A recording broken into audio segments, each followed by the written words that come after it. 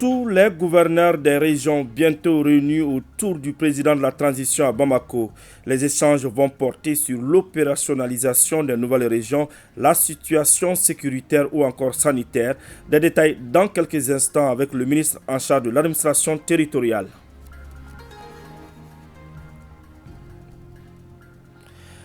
Après la résolution de l'ONU sur le renouvellement du mandat de la MINUSMA, le chef de la diplomatie malienne nous donnera plus de détails dans cette édition. Merci d'avoir choisi ORTM 1 pour vous informer. Bonjour à tous et bienvenue dans cette édition d'information. Bientôt, un séminaire présidé par le chef de l'État, colonel Assimi Goïta, et qui regroupera tous les gouverneurs des régions du Mali sera organisé ici à Bamako. C'est pour parler notamment de l'opérationnalisation des nouvelles régions, de la situation sécuritaire et sanitaire. Le dossier était hier sur la table du conseil de cabinet, la primature. Le ministre de l'administration territoriale et de la décentralisation, porte-parole du gouvernement, le colonel Abdoulaye Maïga, donne plus de précisions au micro de Kadidiatou Kone et Abou Kone. Le conseil de cabinet de cet après-midi a porté sur les préparatifs d'un exercice inédit de rencontre entre le chef de l'État, son Excellence le colonel Assimi Goïta, président de la transition, le gouvernement et l'ensemble des gouverneurs de notre pays. Je voudrais ici rappeler que la vision du président de la transition, c'est de trouver des réponses urgentes aux préoccupations de notre population. Et dans cette perspective, il a instruit au gouvernement d'organiser un exercice inédit.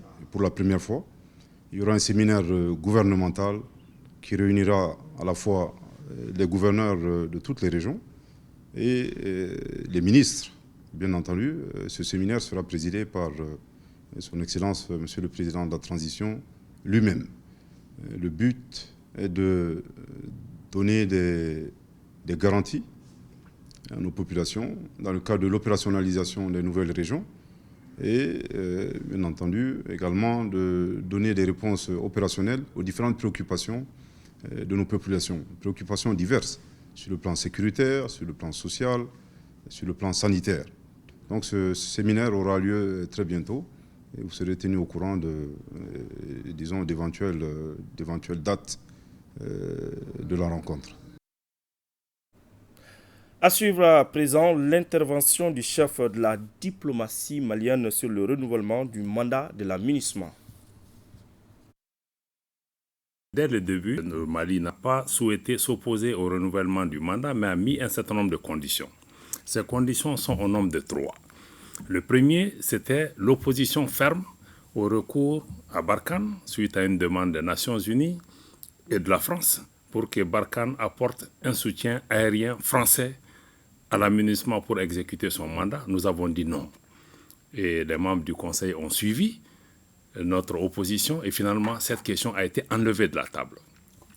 La deuxième grande préoccupation du Mali, c'était justement sur la question des droits de l'homme où nous voyons un certain nombre de pays qui s'abritaient derrière les questions de droits de l'homme pour pouvoir créer des problèmes au Mali. C'était ce qu'on appelait la politisation des droits de l'homme, l'instrumentalisation des droits de l'homme ou des ressortissants même de certains pays qui sont présents au sein de la MINUSMA utilisent cette mission à d'autres fins que nous avons dénoncées. Donc pour nous, le pays Mali n'est pas opposé à la question des droits de l'homme, mais nous trouvions que la demande spécifique de dire qu'il faut que la MINUSMA fasse des enquêtes indépendantes, nous nous sommes opposés parce que nous trouvons qu'il s'agit de prérogatives régaliennes de l'État malien et qui doit faire des enquêtes nécessaires, qui doit protéger et promouvoir les droits de l'homme sur son territoire et que la mission des Nations Unies ne peut être là que pour accompagner. Le troisième point, c'était par rapport à la référence au G5 Sahel. Le Mali, naturellement, n'est pas opposé à ce que les pays frères, membres du G5 Sahel, puissent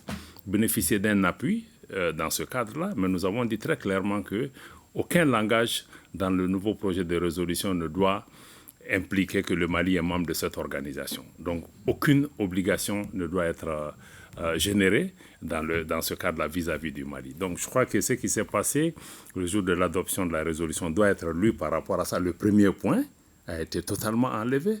Le deuxième point, il y a un dispositif lourd par rapport aux questions de droits de l'homme. Notre réserve fondamentale je le rappelle, c'était le soutien aérien à Barkhane. Ça a été enlevé. Le droit de l'homme constitue une préoccupation. Ça a été adopté, mais là aussi, on peut dire qu'il y a quand même la voix du Mali qui a été entendue, malgré cela. Parce que si vous voyez aujourd'hui, c'est vrai que la résolution a été adoptée par 13 voix contre 2 abstentions, notamment la Russie et la Chine. Je rappelle que depuis la mise en place de l'amunissement par la résolution 2100 en 2013 à aujourd'hui, la Russie et la Chine se sont toujours joints aux autres États membres pour adopter les résolutions par consensus. C'est la première fois en 11 ans que ces 2 pays s'abstiennent. Et s'abstenir aussi, c'est un message. Ça s'est fait aussi dans le cadre de concertation avec l'État malien, où ils estiment que l'argument de l'État malien, de dire que mener des enquêtes indépendantes sans son accord viole sa souveraineté. Je crois que l'abstention, c'est ce que ça voulait dire, parce qu'ils comprennent aussi qu'il y a beaucoup de manœuvres politiques qui sont derrière cela. Et même un pays africain comme le Gabon, quand même si il a voté pour la résolution, le Gabon a fait une déclaration extrêmement forte pour dire que cette résolution viole la souveraineté de notre pays. Donc pour nous, ces 2 abstentions constituent une victoire diplomatique pour notre pays, qui n'est pas, encore une fois, je le rappelle, membre du Conseil de sécurité des Nations Unies, mais nous travaillons pour mobiliser les membres du Conseil de sécurité autour de nos préoccupations. Et nos préoccupations essentielles ont été prises en compte. Sur cette question spécifique des droits de l'homme, aujourd'hui, le Conseil de sécurité est divisé, parce que nous avons 2 membres permanents qui se sont distancés, qui se sont alignés du côté du Mali. Et beaucoup de membres du Conseil aussi, même s'ils n'ont pas voté contre, estiment que l'argument du Mali par rapport à cette question, cet argument-là a du poids. Comment déclarer et payer ses impôts en ligne? C'était le thème d'un atelier organisé par la Chambre de commerce et d'industrie du Mali à l'intention des opérateurs économiques. Ces derniers désormais doivent s'approprier cette technique pour réduire les déplacements dans les services d'impôts. Adama Koulibaly pour le reportage.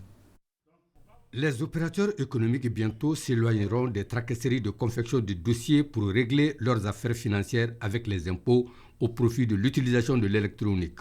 Les opérateurs économiques de la Chambre de commerce et d'industrie du Mali, CECIM, viennent de recevoir des informations et des techniques de paiement de leurs impôts à travers le système électronique. E-impôt est un mécanisme que la Direction générale des impôts a mis en place pour permettre aux contribuables, par voie électronique, de satisfaire leurs obligations fiscales et également d'accéder à leur situation fiscale sur place.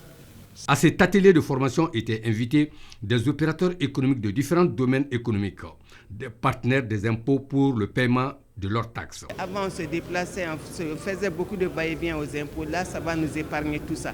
Et pour être en phase aussi avec le commerce international, donc il faut bel et bien des initiatives comme ça. Nous avons vu des solutions nouvelles. Nous avons vu un système plus amélioré, plus performant, plus intégré et qui prend en compte beaucoup de fonctionnalités qui déjà va décharger significativement certains travaux qui se font de façon physique, qui se font de façon manuelle. Les responsables de la CECIM se réjouissent de l'organisation de cet espace de renforcement des capacités des opérateurs de leur structure. Ils n'oublient pas de rappeler le partenariat entre la Chambre de commerce et les impôts. C'est un partenariat très fécond que nous entendons instaurer et que nous avons commencé à instaurer entre les impôts et l'ensemble des opérateurs pour faciliter la transition électronique que nous sommes en train de connaître dans notre pays. De plus en plus, nous sommes en train d'aller vers la dématérialisation de l'ensemble des opérations. L'élargissement de cette technique de paiement électronique concernera à la longue les opérateurs du secteur informel. L'accès à l'eau, à l'assainissement et à l'hygiène est un droit universel. Pour que cela devienne une réalité dans notre pays, l'ONG IRC Mali, Centre international de référence pour l'eau et à l'assainissement, et World Vision Mali œuvre pour l'amélioration des conditions des populations des communes de Nyonzombougou, de Toribougou ou de Woulodo. C'est tout le sens de cet atelier d'échange et de renforcement des capacités sur l'approche Wash Fit. Des précisions avec Adama Traoré. L'ONG, le Centre international de référence pour l'eau et l'assainissement, IRCOS, en partenariat avec World Vision, entend assurer l'accès à l'eau potable, à l'assainissement et à l'hygiène dans les centres de santé du SAT de Kolokani à travers l'approche WestFit.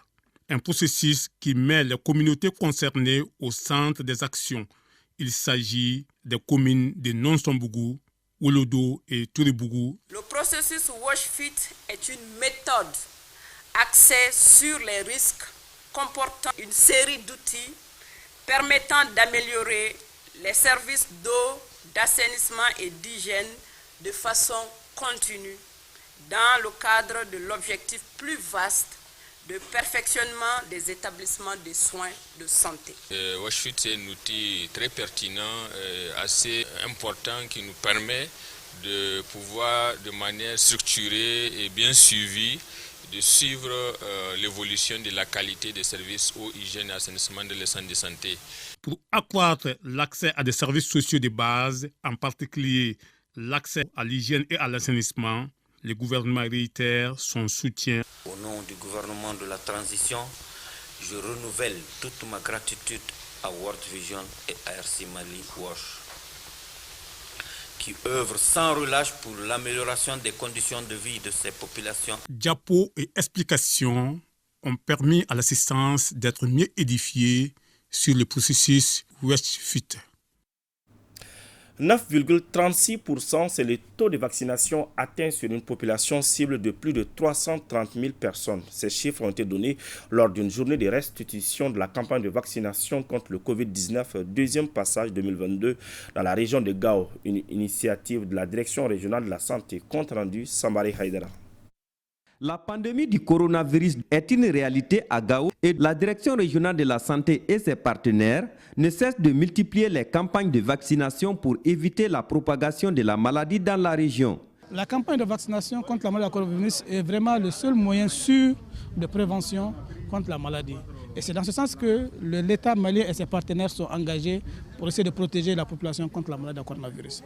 Cette journée de restitution a mobilisé tous les acteurs impliqués dans la lutte contre la maladie. Elle vise à faire une évaluation à mi-parcours de la campagne de vaccination contre le Covid-19 2022 dans la région de Gao. On va multiplier les campagnes de vaccination au niveau de la région et demander à nos partenaires de continuer à nous accompagner. Tous ensemble, main dans la main, pour que nous puissions atteindre les 70% de la couverture que nous cherchons par rapport à cette campagne de vaccination contre la Covid-19. Les résultats ont été exposés, 9,36% des taux de couverture, ce qui veut dire qu'on a encore du chemin à faire. Les stratégies sont multiples.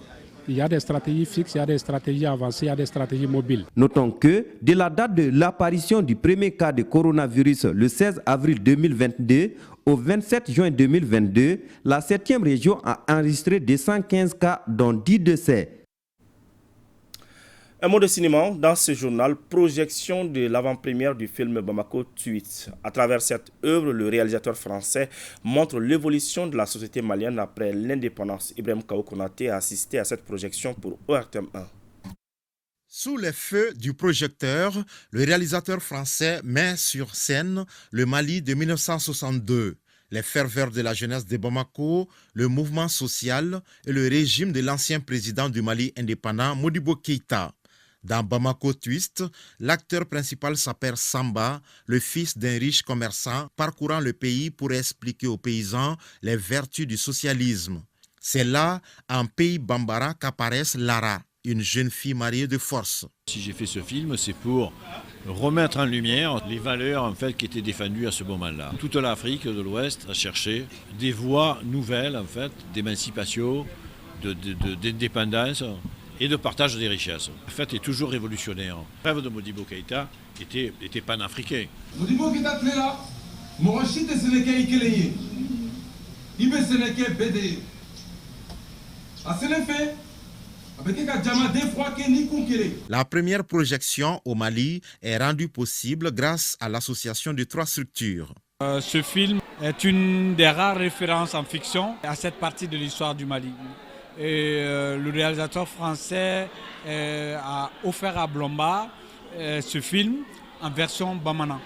Et donc nous aussi, par courtoisie, on l'a invité à venir à l'avant-première en lien avec l'Institut français et la salle Babemba pour venir parrainer l'avant-première du film ici. Le film a été très bien réalisé et le décor est vraiment très spécial, bien que ça n'a pas été tourné au Mali. Au fait, il y a une grande ressemblance entre le Mali et là où ça a été tourné. Là, vraiment, on dit félicitations au réalisateur. Inspiré des photographies les plus exceptionnelles et emblématiques du célèbre photographe malien Malik Sidibé, le film de pure fiction Bamako Twist rend hommage à l'un des plus grands photographes contemporains.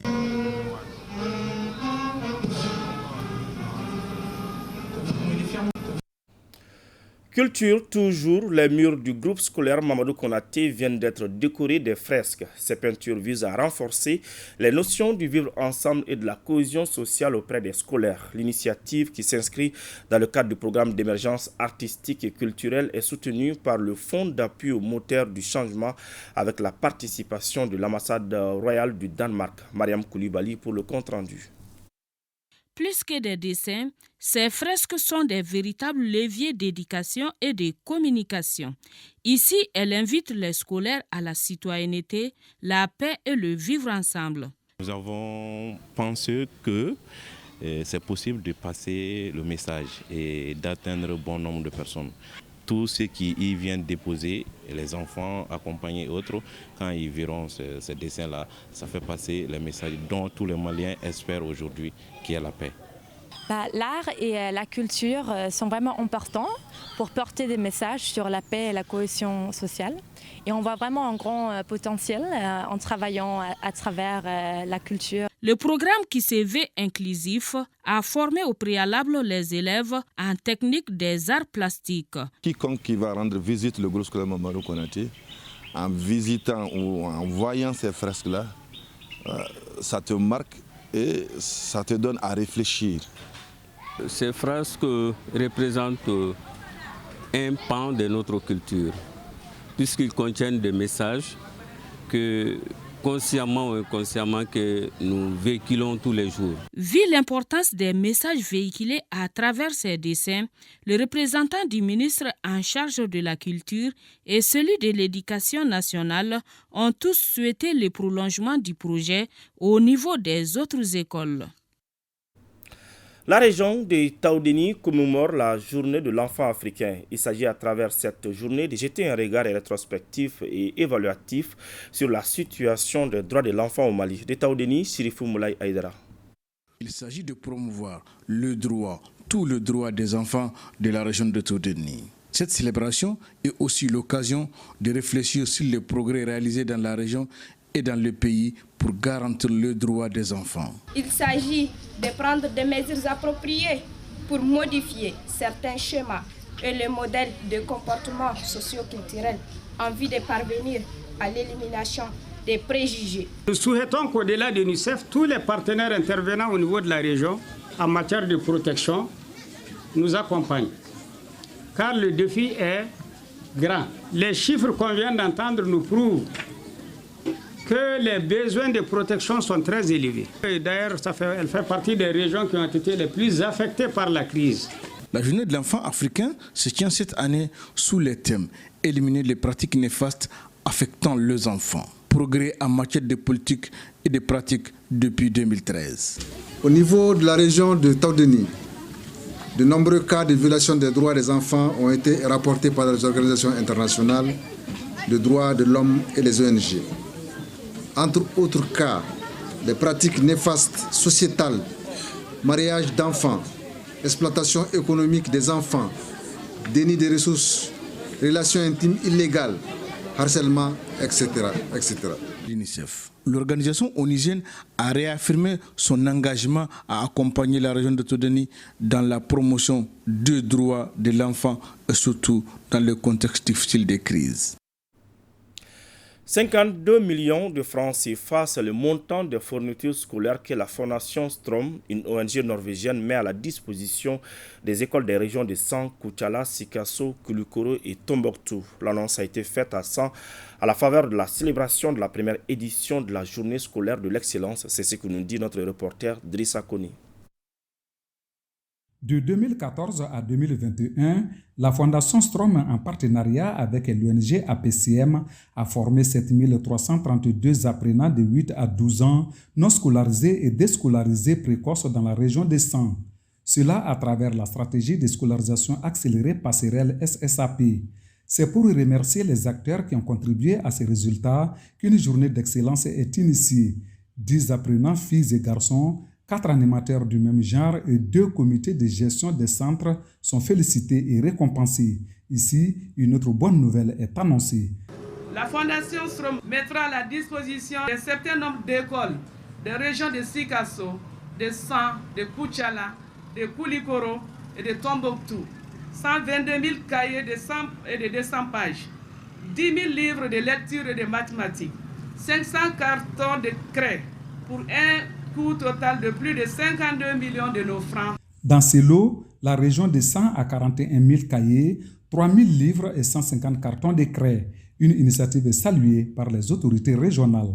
Cette initiative cadre bien avec l'approche des politiques publiques de l'État qui place au premier rang de ses priorités l'accès à l'éducation fondamentale pour tous les enfants et malgré la crise multidimensionnelle que traverse notre pays depuis quelques années. Cette première édition de la Journée de l'excellence est placée sous le thème « Pour la réussite scolaire au Mali, les acteurs s'engagent ».